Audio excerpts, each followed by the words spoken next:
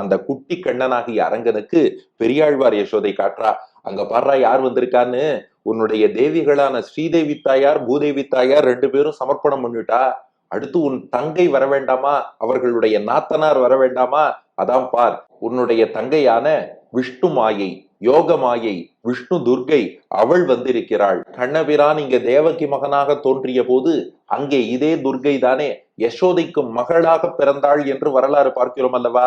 இப்போது அந்த விஷ்ணு துர்கை கண்ணா உனக்காக சமர்ப்பிப்பதற்காக ஒரு சில சமர்ப்பணங்கள் கொண்டு வந்திருக்கா அப்படின்னா பெரியாழ்வார் யசோதை இங்கேருந்து குட்டி கண்ணனாகிய அரங்கன் கேட்டான், என்ன கொண்டு வந்திருக்கா பாருன்னா.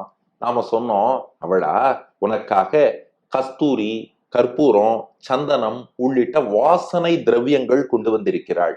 அத்தோடு திருமேனி நன்னா பளபள பளபளன் மின்ன வேண்டும் அல்லவா?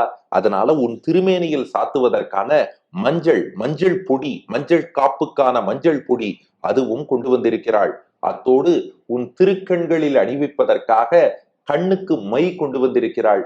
எல்லாத்துக்கும் மேல உன் நெற்றிக்கு அணிகலனாக நீ திருமண் காப்பு அணிந்து கொள்ளும் போது ஸ்ரீசூர்ணம் எடுத்துக்கணும் இல்லையா, அந்த திலகத்துக்கான சிந்துர பொடி, குங்கும பொடி போல சிந்துர பொடி, அது சிவந்த சிந்துர பொடி கொண்டு வந்திருக்கிறாள். அப்போ அப்படியே காட்சி, அரங்கன் குட்டி கண்ணனாக தொட்டிலே பார்த்தா இப்போ ஒரு மான் உள்ள வருது. மான் மீது பார்த்தால் கண்ணனின் சகோதரி விஷ்ணு துர்கை, அவள் கையிலே பார்த்தால் வாசனை திரவியங்கள், மஞ்சள், மை, சிந்துரம் எல்லாம் கொண்டு வந்திருக்கா.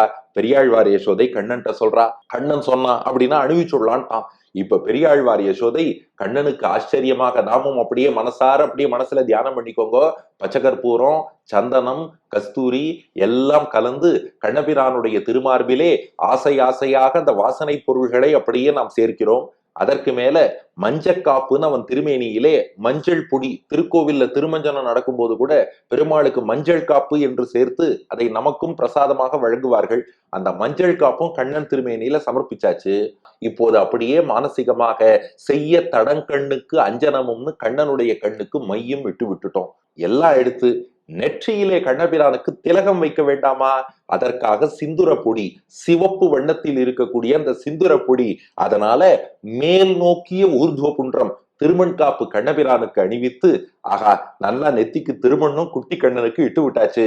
இப்ப அப்படியே நினைத்து பாருங்கள் மனத்திலே, ஸ்ரீரங்கநாதன் குட்டி கண்ணனாக சயனித்திருக்க, திருமேனியில் வாசனை திரவியம், மஞ்ச காப்பு, கண்ணுக்கு மை, நெற்றியிலே சிந்துர பொடி, ஊர்துவ புன்றம் என்னும் திலகம் எல்லாம் இட்டாச்சு.